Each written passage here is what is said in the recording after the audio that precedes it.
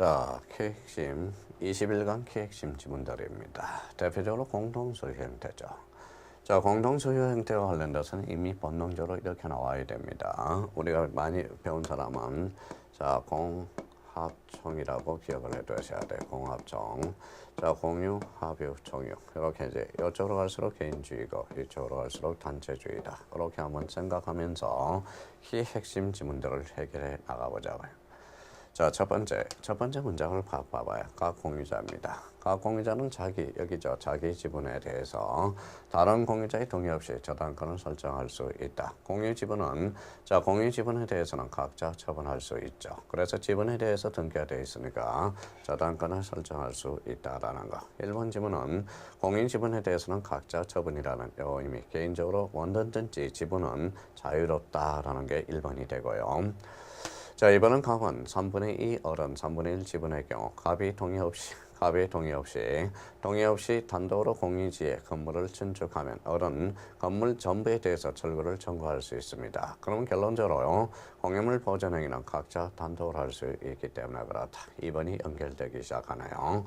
그래서 2번과 관련돼서는 건물 전부를 철거할 수 있으며 자, 3번은 소수 지분권자가 자기 지분별로 건물의 특정분을 배타적으로 지배하는 경우 다른 소수 지분권자들은 전부에 대해서 반환을 청구할 수 있고요. 지분별로 부당이득 반환 청구를 행사할 수도 있다라는 거. 지금 자, 2번, 3번 이런 것에 대해서는 공유 지분의 처분에 대해서 우리 사례 문제로 많이 출제되는 지문들입니다. 2번과 3번에 대해서.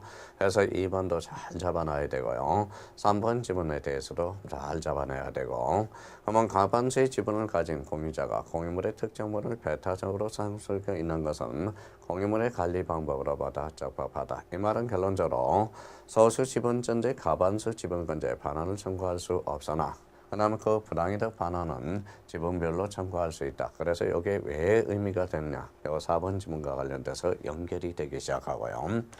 자, 5번에 상가 건물에서 공유자인 임대인에게, 임차인에게 계약갱신의 거절을 통지를 하려면 공유자 지분 과반수의 결정으로서 뭐다 해야 된다. 그래서 이 공유물의 처분과 관련돼서 공유물의 공유물의 관리와 관련돼서 지분별 과반수로 결정한다고 그랬죠. 그래서 2번, 3번, 4번, 5번 이 공동서에서는 우리 공유 지분과 관련해서 어떻게 처리할 건가 그걸 한 문제가 출제되니까 이 공동서 형태에서 공유 지분 반드시 우리 지분과 관련돼서 연결해 둘 필요가 있어요.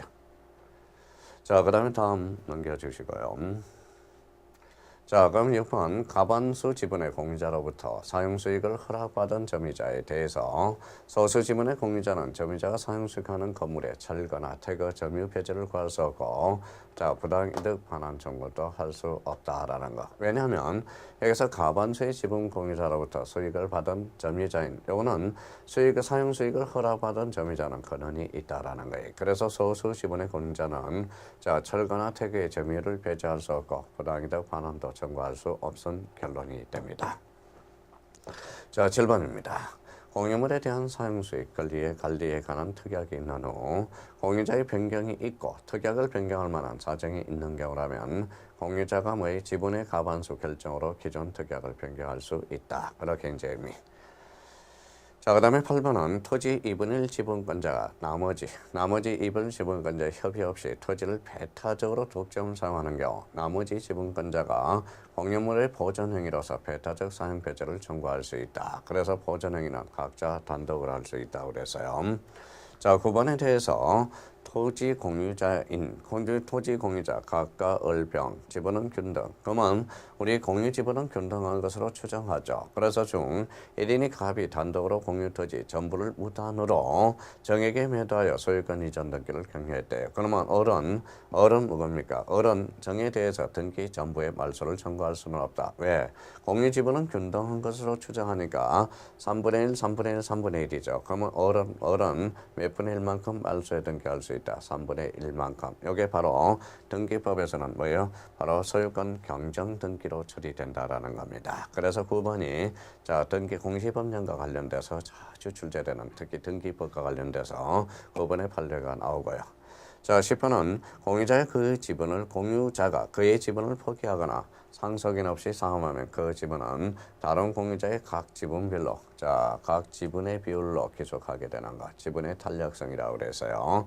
그래서 우리 지분에 대해서 공유 지분에 대해서는 뭐라고 그랬어요? 공유 지분에 대해서는 우리 우연적 만남이라고 그래서 지분의 탄력성이 있고 우리 합의라는 것은 필연적 만남이야. 그래서 지분의 탄력성이 없다라고 그랬습니다.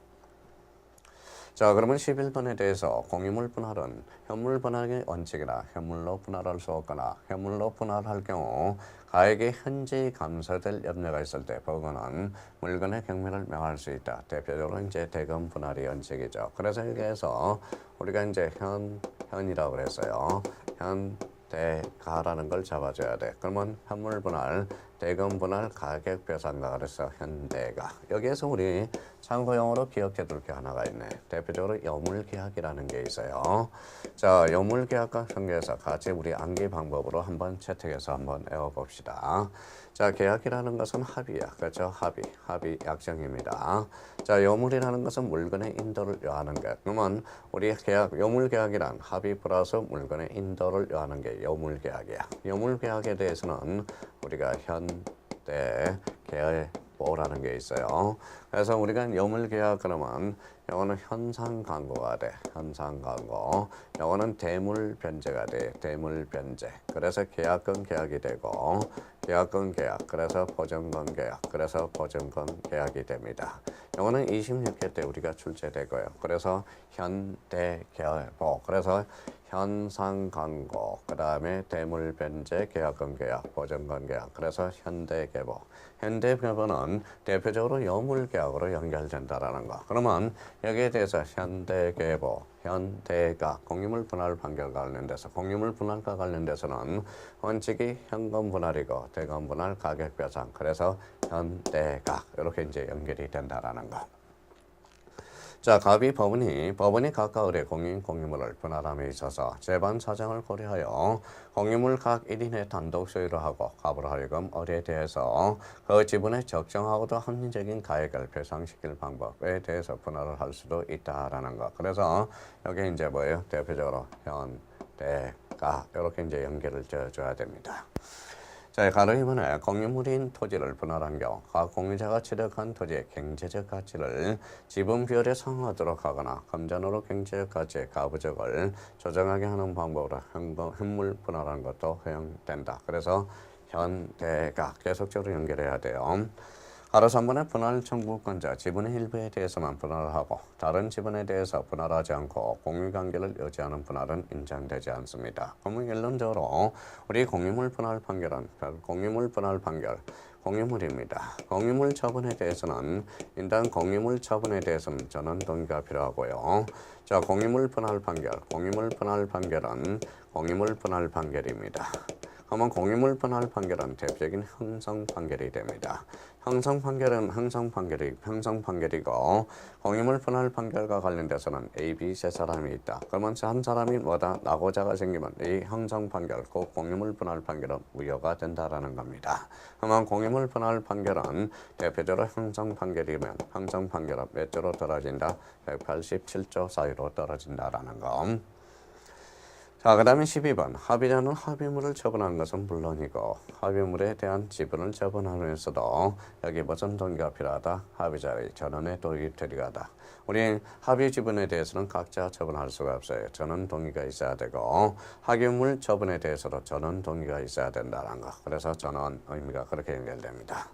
자, 13번에 부동산의 합의자 중 일부가 사망했대. 그러면 합의자 일부가 사망했다. 여기에 관련돼서는 우리가 이제 합수적 소유라고 배웠어요. 합수적 소유. 그래서 합의라는 게 탄생하게 되고 이 소라는 것은 손이야.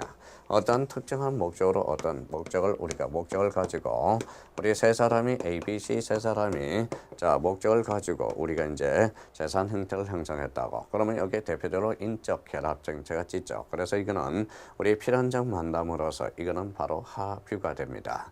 아마 A라는 사람이 손대고 있다. 합유 지분에 전부 미쳐. C라는 사람이 미친다. B라는 사람이 손대고 있으면 전부 미쳐. 그런데 어느 날 A가 돌아가셨어요. A 다시 자식이 있습니다. 그러면 아버지 손과 아들 손은 다르다라는 거예요. 그러면 결론적으로 합의 지분에 대해서는 대표적으로 요 상속이 되지 않는다라는 걸 기억해 둘 필요가 있어요. 상속 X가 돼요. 그러면 부동산의 합의자 중 일부가 사망했대. 합의자 사이에 특별한 약정이 없는 한 사망한 합의자의 상속이나 합의자의 지위를 승계하지 못한다라는 겁니다. 그래서 상속이 안 됨으로써 나중에 주체의 변동이 없어. 그래서 만약에 합의자의 1인이 사망했을 때는 합유 명인 표시 이전 등기가 아니라 합유 명인 표시 변경 등기로 또 그쪽으로 연결되기 시작합니다. 자, 14번 교인들이 교회가 나왔다. 교회에 탈퇴한 경우 교인이 아니므로 교회 재산에 대한 사용 수익권은 소멸되고 교회 재산은 잔존 교인의 뭐가 된다? 총유가 된다라는 거. 그래서 총유 재산과 관련돼서 종중 그다음에 대표적으로 교회 재산과 관련돼서 우리가 총유 기억해 두고 대표적으로 합유 재산에 대해서는 뭘 기억해 달라고 그랬죠? 바로 신탁 재산에 관련돼서. 그래서 우리 여기에 곁들여서 우리가 이제 뭐예요? 공동 소유 형태는 무조건 한 문제가 출제됩니다. 그래서 공유물 분할과 관련돼서 대표적으로 현대가, 현물, 대금, 가격 이렇게 이제 기억해 두시고 여기에 대해서 이제 여물 계약과 곁들여서 현대가와 관련돼서 우리 계약법에서 또 배우게 될 겁니다. 계약이란 합의 플러스 물건을 여하는 것. 그래서 현대계보, 현상광고, 대물변제, 계약근계약, 보증근계약. 그래서 우리가 26회 때 출제되고 대표적으로 우리 공유와 관련돼서도 26회 때 출제됐어요. 역시 또 출제 사항이 되니까 우리 현대가, 현대계보 이렇게 해서 우리 핵심 지문과 관련돼서 우리가 이런 공동소유 형태를 마무리 지시면 될 것 같습니다.